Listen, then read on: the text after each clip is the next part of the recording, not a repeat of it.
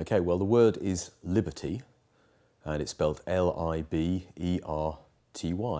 Well, we're talking about the word liberty today because it's the first word in the French national motto, Liberté, Égalité, Fraternité, which translates as liberty, equality, and brotherhood.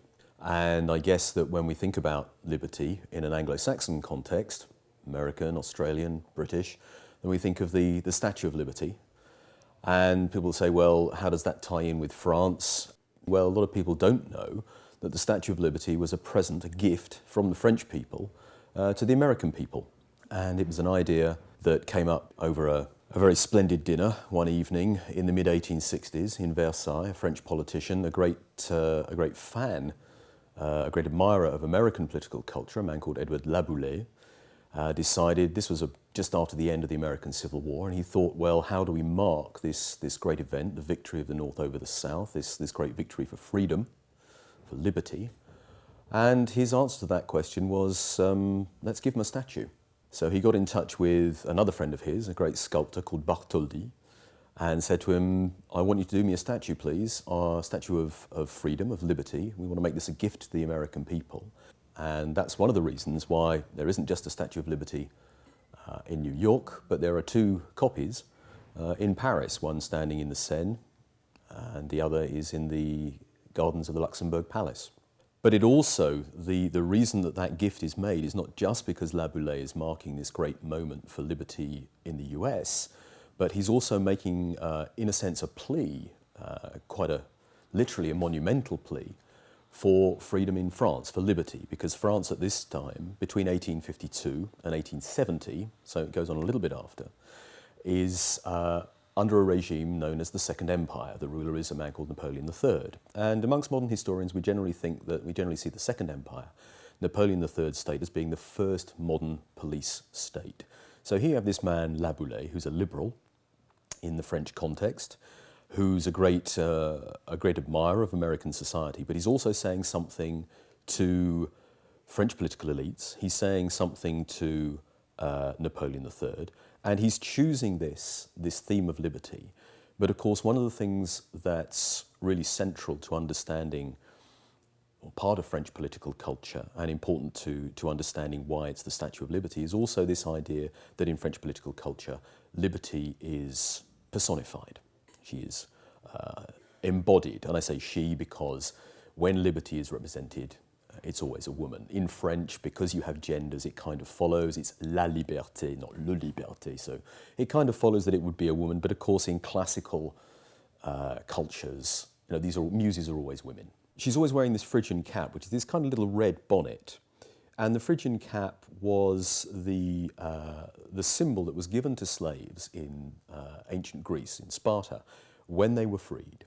So it is a symbol of freedom. So you always know that you are dealing with, when you've got all of these various female figures in an iconographic representation, you always know you're dealing with liberty because she is always wearing the Phrygian bonnet. And she's the woman who appears on French stamps and French coins, even on the euro. You still have, if they're minted in France, then they've got liberty on them. And so she's liberty, and she's the one who's leading the people in Delacroix's famous painting, 1830, Liberté guidant le peuple. And she's the one who later, she's given a name from about 1860 onwards in France. She becomes Marianne. And that's the name she's given. So liberty is transformed into Marianne around about the time, maybe a little bit later, than Laboulaye comes up with this idea of giving the Americans a statue.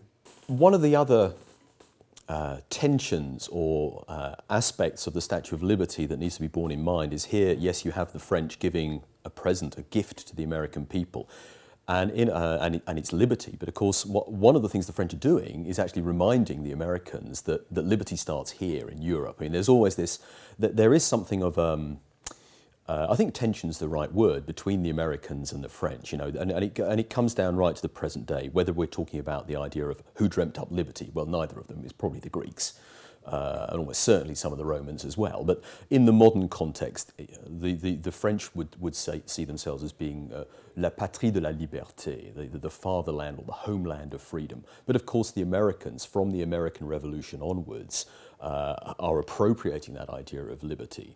And that's not so very surprising. After all, the French supported the Americans during the American War of Independence. The two great revolutions of the 18th century are the American Revolution, that's what the Americans call the War of Independence, and the French Revolution. And liberty is at the centre of both. And I think that's what's going on with the gift of the Statue of Liberty. But it is a way of for the French to say, hang on guys, you don't have exclusive rights over this idea. Liberty is also ours.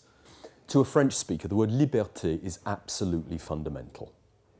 And that's not just French, it's the French beyond. Because there is also a very important idea, if you're a French speaker, not just in France, but let's say in Africa, or in the French West Indies, or wherever you are in the world that you speak French. Even in Canada, if we think about the French-speaking communities, the Québécois and elsewhere in Canada. The idea that speaking French articulates not just a language, but ideas. And liberté, the promise of liberté, of liberty, in the French context, in the francophone context, is absolutely key to the idea of being a French speaker. Have you been to the Statue of Liberty? No, I haven't. I've flown over it a few times, but never actually visited. I've been to the ones in Paris, but I've never visited the one in New York. What do you think of, obviously you know what it looks like, what do you think of it as a piece of artwork with a statue? I think it's pretty grotesque, actually. I think there are much more attractive statues of liberty. It's very interesting that, of course, liberty is personified, and in the modern context in France, Marianne is personified. In every French town hall or village hall, every single one of those has a bust of Marianne. Since the Second World War, certainly since the 1950s, Marianne has actually been portrayed by, these busts have been based on some famous French woman. So Brigitte Bardot, for example, Catherine Deneuve, Isabelle Adjani, Emmanuel Béard, they've all served as models for Marianne. And the modern Marianne is based on Laetitia Casta, the supermodel.